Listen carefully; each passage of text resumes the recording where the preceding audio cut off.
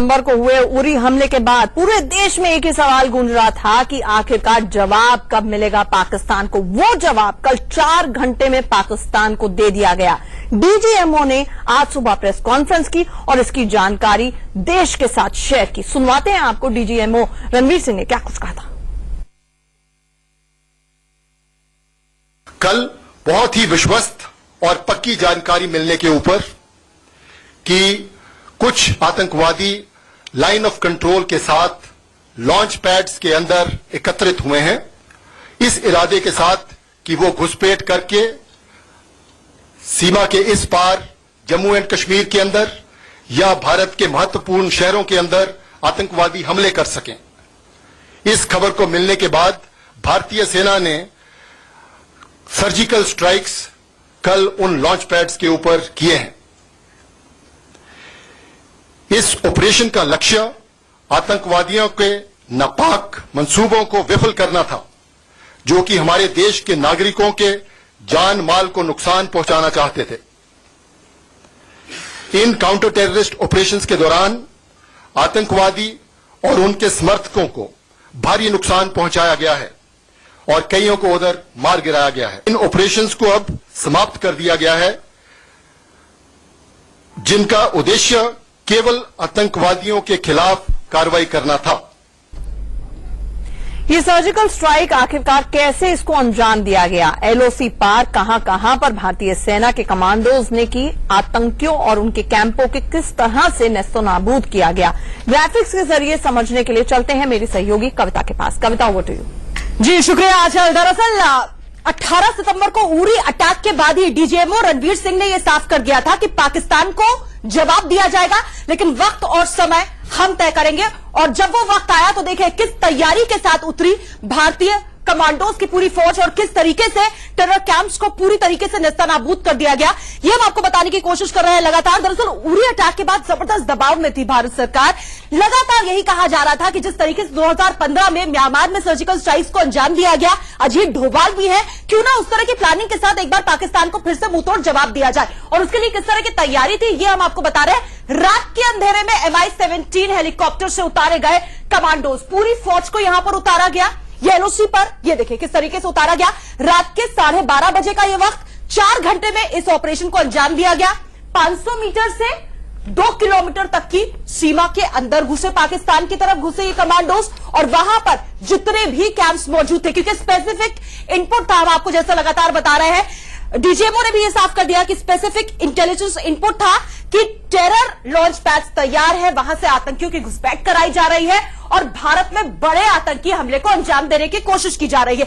लगातार पाकिस्तान को यह चेतावनी दी जा रही थी कि अपनी जमीन का इस्तेमाल आप आतंकियों की घुसपैठ कराने के लिए और साथ ही साथ उनको पालने पोसने के लिए मत करिए। हमारे संयम को हमारी कमजोरी मत समझिए, हमारी मजबूरी मत समझिए। लेकिन जब पाकिस्तान बाज नहीं आया तो सर्जिकल स्ट्राइक्स को किस तरीके से अंजाम दिया गया यह हम आपको दिखा रहे हैं। कमांडोज यहां से आगे बढ़ते हैं और उसके बाद कहां टेरर लॉन्च पैड्स थे और कहां स्ट्राइक की गई ये हम आपको बता रहे हैं। ये देखिए एलओसी, केल, ये वो जगह थी जहां पर टेरर लॉन्च पैड्स के बारे में स्पेसिफिक इनपुट था और वहां पर यह स्ट्राइक किया गया। हॉट स्प्रिंग, लीपा, पाकिस्तान ऑक्यूपाइड कश्मीर के ये वो हिस्से हैं, अहम हिस्से, जहां पर आतंकियों को पाला पोसा जा रहा था, आतंकी कैंप्स चलाए जा रहे थे।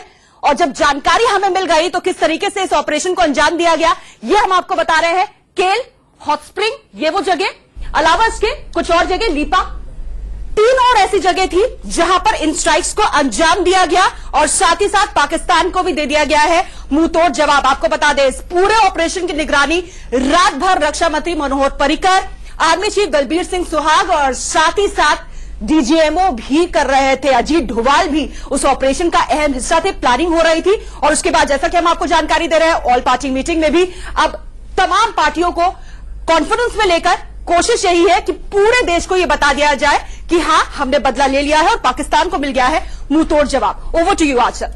बिल्कुल, पाकिस्तान के अंदर घुसकर और वहां पर मुंहतोड़ जवाब दिया गया है पाकिस्तान को सर्जिकल स्ट्राइक के जरिए, यानी कि मिनिमम कोलैटरल डैमेज, एक खरोच तक नहीं आई हमारे जवानों को इतना मेटिकुलस और परफेक्ट ऑपरेशन था कि आतंकियों को एलओसी के क्रॉस नेस्तो नाबूद कर दिया गया। इसी पर करेंगे बड़ी चर्चा और तमाम पहलुओं पर चर्चा करेंगे। हमारे साथ इस वक्त बड़ी बहस में जुड़ रहे हैं अनिल बलूनी साहब, प्रवक्ता बीजेपी, हमारे साथ आलोक शर्मा जी, कांग्रेस के प्रवक्ता जुड़ रहे हैं, साथ ही साथ हमारे साथ retired general BK Sharma ji, defence expert जुड़ रहे हैं, रिटायर्ड जनरल पीएन हुन साहब हमारे साथ चंडीगढ़ से डिफेंस एक्सपर्ट जुड़ रहे हैं। सबसे पहले बलूनी साहब, 4 घंटे के अंदर पाकिस्तान के अंदर जिस तरह से आतंकवाद पनप रहा था उसको एक स्ट्रांग मैसेज देने की कोशिश की गई, लेकिन अभी कुछ देर पहले खबर आई कि ऑल पार्टी मीटिंग में भी तमाम दलों को कॉन्फिडेंस में लिया गया। हमारे संवाददाता ने हमें बताया कि बहुत जरूरी है कि अब इस सर्जिकल स्ट्राइक के बाद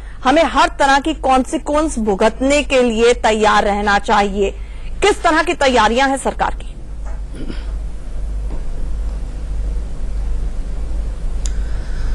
देखिए आंचल जी, सबसे पहले तो मैं भारत के यशस्वी प्रधानमंत्री नरेंद्र मोदी जी को, भारत की वीर सेना को बधाई देता हूं इस ऑपरेशन के लिए, जिन्होंने पाकिस्तान के अंदर जाके वहां पर जो आतंकवादियों के कैंप थे उनको ध्वस्त किया और ध्वस्त करके साफ संदेश दे दिया कि भारत के साथ अब इस तरीके से नहीं चला जाएगा। और इसमें एक बहुत सुखद बात जो आपने भी बताई अभी, वो ये कि भारत की कोई सैनिकों की हानि नहीं हुई, कोई नुकसान नहीं हुआ। ये बहुत सुखद खबर हम लोगों के लिए है। दूसरा, मैं इस मौके पर जरूर जो भारतीय लोकतंत्र की खूबसूरती है कि विपक्षी दलों ने जिस तरीके से इस पे आगे आए हैं उस पर मैं बहुत बधाई देता हूं, धन्यवाद देता हूं पूरे विपक्ष को, उन्होंने जिस तरीके से इस पूरे मामले को लिया है। देखिए, बहुत पहले स्पष्ट हो गया था, उरी घटना के बाद प्रधानमंत्री जी ने स्पष्ट कर दिया था कि भारत के जो सैनिकों का बलिदान हुआ है वो जाया नहीं जाएगा, माफ नहीं किया जाएगा इस घटना के लिए। और जब हमको खबर मिली, इंटेलिजेंस इनपुट से सरकार को खबर मिली कि यहाँ आतंकवादी इकट्ठे हुए जो भारत के अंदर नुकसान करने की प्रवृत्ति से बैठे हैं, तो रात को प्लानिंग की गई और उनको ध्वस्त किया गया, उनके कैंपों को। तो अब एक बहुत बड़ी ये जीत है हिंदुस्तान की कि किस तरीके से आतंकवादियों को और उसके रहनुमा जितने भी हैं उन सबको संदेश चला गया कि हिंदुस्तान के साथ अब ऐसे नहीं चलेगा, हिंदुस्तान कुछ भी कर सकता है अगर उनकी संप्रभुता को खतरा करने की कोशिश की जाएगी। तो निश्चित तौर पे अगर इसमें कोई रिटेलिएशन पाकिस्तान की तरफ से होगा भी तो भी उसको भुगतेंगे, लेकिन कोई हमको लगता है कि ये बहुत बेहतरीन ऑपरेशन भारत की सेना ने किया है। बहुत बधाई है। पूरे देश के अंदर जो माहौल है आज वो बड़ा खुशी का माहौल है, बड़ा देश उत्साह है कि पाकिस्तान को मुंहतोड़ जवाब दिया गया है। और पहली बार जो ब्रीडिंग सेंटर थे, जो ब्रीडिंग कैंप थे जो आतंकवादियों के, उनको ध्वस्त किया गया। एक साफ संदेश पूरे पाकिस्तान को स्पष्ट रूप से दिया गया। एक साफ संदेश दिया गया, लेकिन पाकिस्तान सुबह से ही कंफ्यूज नजर आ रहा है। पहले तो पूरे के पूरे सर्जिकल स्ट्राइक को डिनाई किया, डिनायल मोड में चला गया, और उसके बाद अब जब पुष्टि हो रही है इस बात की, मैं आऊंगी, एक छोटे से ब्रेक के लिए रुकना है। अब जब पुष्टि हो रही है तो अलग अलग तरह की बयानबाजी पाकिस्तान की तरफ से आ रही है। एक छोटे से ब्रेक है, लगातार जारी है। हमारे साथ एक बड़ा पैनल जुड़ा हुआ है। आलोक शर्मा जी, 26/11 हमला हुआ था, 166 लोगों की जान गई थी, लेकिन उस वक्त भी सर्जिकल स्ट्राइक के बारे में सोचा गया, इसे अंजाम नहीं दिया गया। इतना तो मानेंगे आज की तारीख में कि मोदी सरकार और प्रधानमंत्री मोदी ने वो पॉलिटिकल विल दिखाई।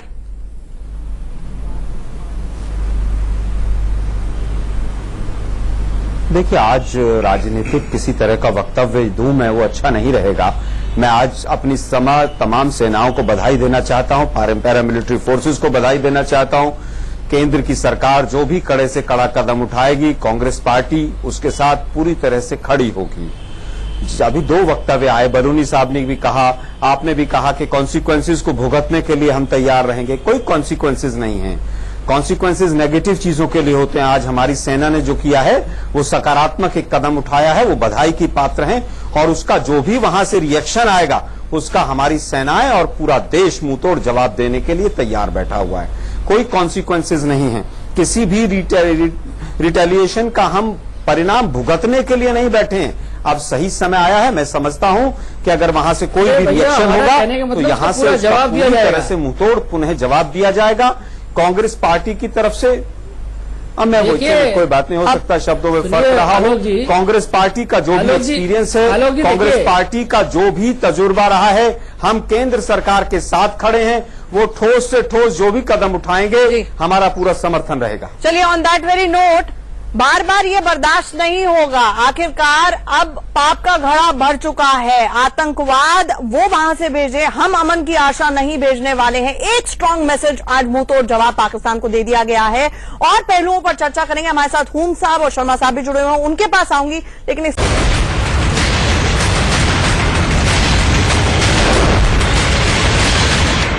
भारत ने मुंह तोड़ जवाब दिया तो पाकिस्तान ना सिर्फ बौखलाया, कंफ्यूज नजर आया। पाकिस्तान के रक्षा मंत्री ख्वाजा मोहम्मद आसिफ ने माना है कि भारतीय फौज की कार्रवाई में उनके 2 फौजी मारे गए हैं, जबकि कई जख्मी हुए।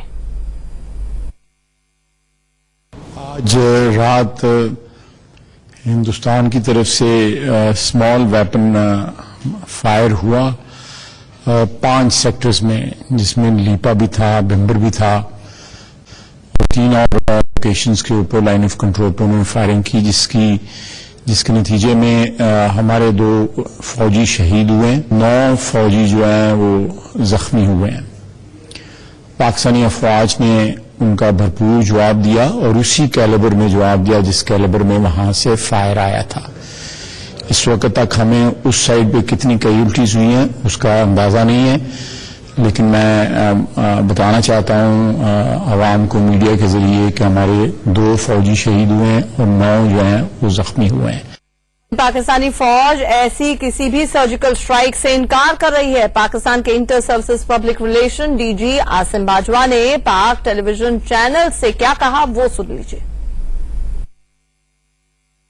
इन्होंने अभी एक ब्रीफिंग में इस तरह का झूठा एक दावा किया कि कोई सर्जिकल स्ट्राइक की है ऑन द एलओसी। ये बिल्कुल बेबुनियाद और झूठ है। ये वही फायर है जो पहले भी करते रहते हैं, पहले भी हम रिस्पॉन्ड करते हैं और आज भी वही करके इसको कोई और शक्ल देने की कोशिश की जा रही है। लेफ्टिनेंट जनरल हुन, पाकिस्तान ना सिर्फ कंफ्यूज है, डिनायल मोड पे है और भारत को इतनी आदत पड़ गई है कि भारत हमेशा से संयम दिखाता रहा है इन मुद्दों पर कि एज्यूम्ड ही नहीं था कि भारत भी इस तरह की सर्जिकल स्ट्राइक को अंजाम दे सकता है। दे बीन कॉट नैपिंग, सोए हुए पकड़े गए वो।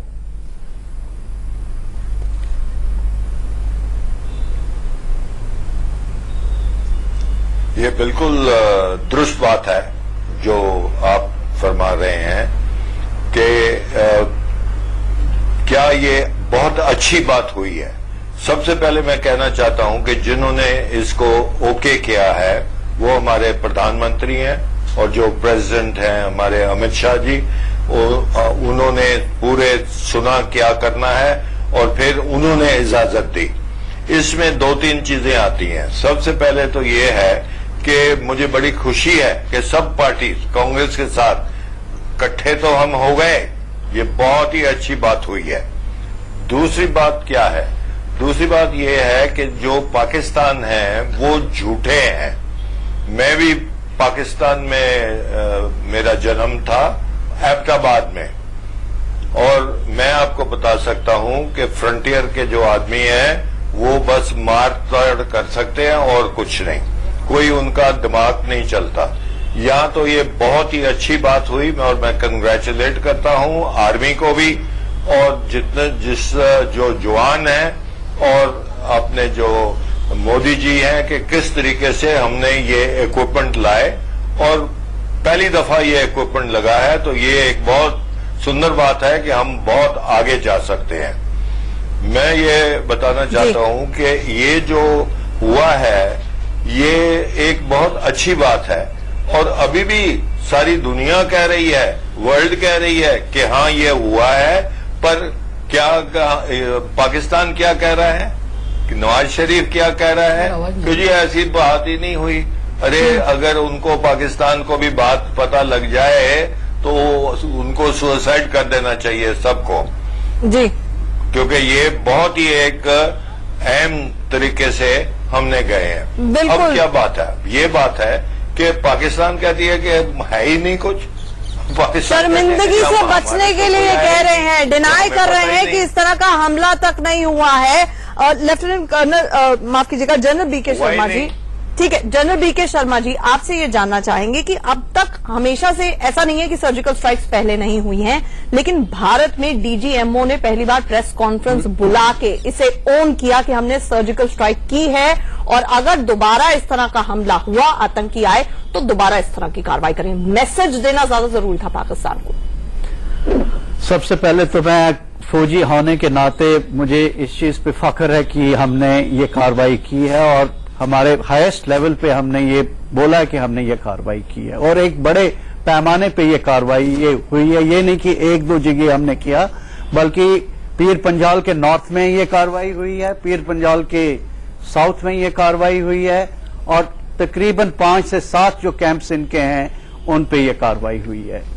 और ये कार्रवाई जो है एक बिल्कुल एक नी जर्क रिएक्शन नहीं है, बल्कि एक बिल्कुल एक सोची समझी तजवीज के बिना पे ये कार्रवाई है, जिसमें पॉलिटिकल लीडरशिप और मिलिट्री लीडरशिप ने इकट्ठा मिलकर ये फैसला लिया है। और ये एक बिल्कुल एक तरह से एक सवाल ये आ रहा है जनरल शर्मा बार बार कि इस तरह के मेटिकुलस ऑपरेशन को अंजाम देने के लिए तैयारी में कितना वक्त लगा हुआ? देखिए, जहां तक फौज का ताल्लुक है, हम सब लोग जो एलओसी के ऊपर रहते हैं, हमें इन कंटिजेंसीज के लिए हम हमेशा तैयार रहते हैं। फौज की तरफ से कभी भी कोई कमी नहीं है, ना कोई किसी किस्म की झिझक है। ये तो पॉलिटिकल लीडरशिप जब भी ये डिसीजन लेती है तो मिलिट्री जो है, आर्मी जो है, वो इस किस्म की कार्रवाइयां करने के लिए तैयार है। ये हमारे लिए कोई नई बात नहीं है, कोई बड़ी बात नहीं है। ऐसी कार्रवाइयां हम बहुत आसानी के साथ एक ट्रेनिंग के मुताबिक ये कर सकते हैं। हमारे कोर्सेज हैं, ट्रेनिंग है, यूनिट्स के अंदर ट्रेनिंग होती है, फॉर्मेशंस के अंदर ट्रेनिंग होती है, जिसमें हमेशा हम इन कंटिजेंसीज के लिए तैयारी होती है, लेकिन पॉलिटिकल विल भी होनी चाहिए। जिस तरह से डीजीएमओ ने कहा था कि हम स्ट्राइक बैक करेंगे at the time and place of our choosing, यानी कि वक्त और जगह हम चूज करेंगे, ये कहा था उन्होंने।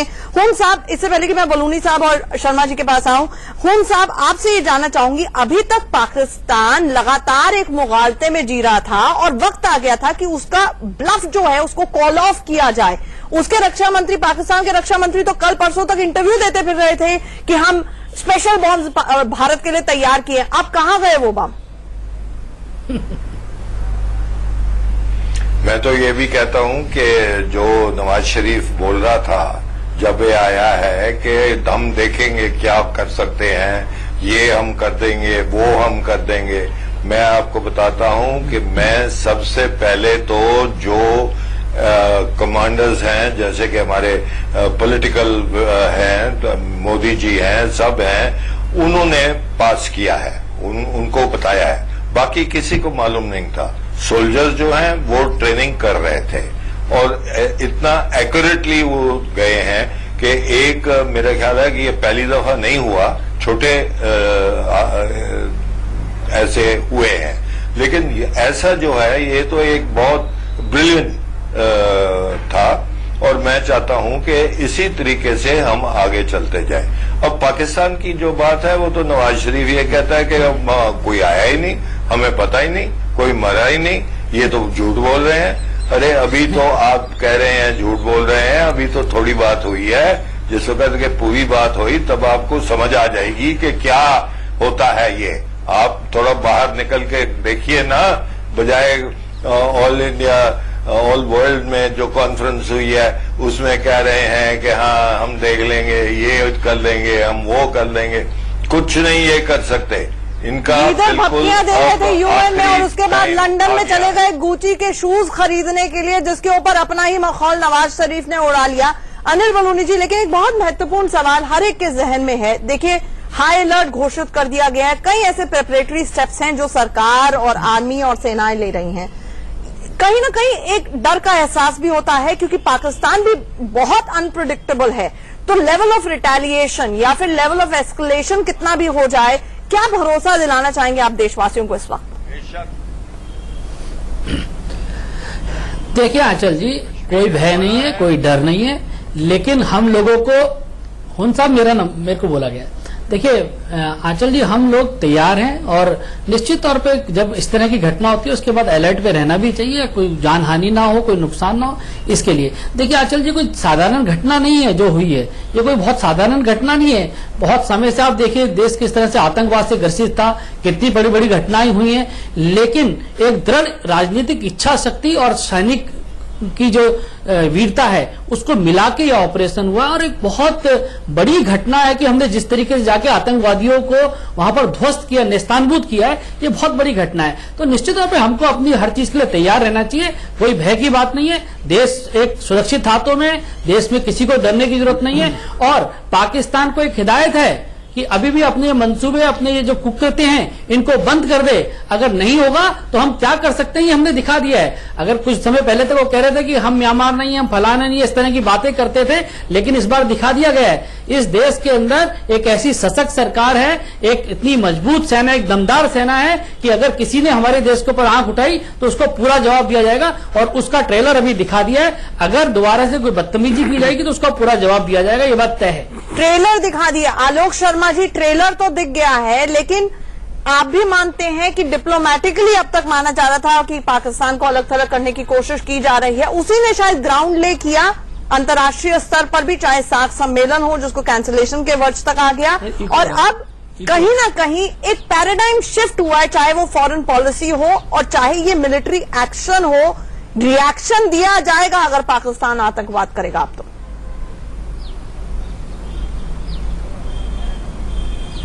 देखिए, ऐसा नहीं है कि पहले रिएक्शन नहीं दिया गया है, पहले भी रिएक्शन दिया गया है।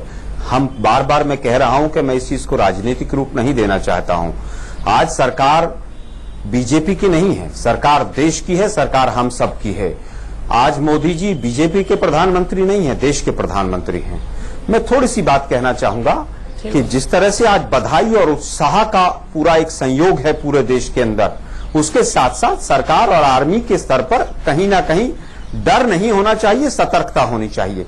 डर कहीं पर नहीं है, किसी के अंदर नहीं है, हम भी मानते हैं, लेकिन सतर्कता अवश्य रहनी चाहिए, क्योंकि पाकिस्तान बौखलाया हुआ है। जिस तरह से सुबह से उनके देश से तमाम नेताओं की और आर्मी के लोगों की स्टेटमेंट्स आ रही हैं, तो यहां पर कोई नुकसान करे उससे पहले ही हमें सतर्कता से उस नुकसान को रोकने के अपने तमाम रास्ते खोजने चाहिए। और किसी भी तरह के जो कूटनीतिक प्रयास हैं उनमें भी कोई कमी नहीं रहनी चाहिए कि पाकिस्तान को किस तरह से अंतर्राष्ट्रीय पटल पर, जियोपॉलिटिकल प्लेटफॉर्म पर कैसे घेरा जाए, ताकि वो कोई भी रिएक्शन देने से पहले 4 बार सोचे। कुछ भी करने से पहले 4 बार सोचे पाकिस्तान, ये मैसेज तो दे दिया। आप सब हमारे साथ बने रहिए, बड़ी बहस जारी है। एक छोटी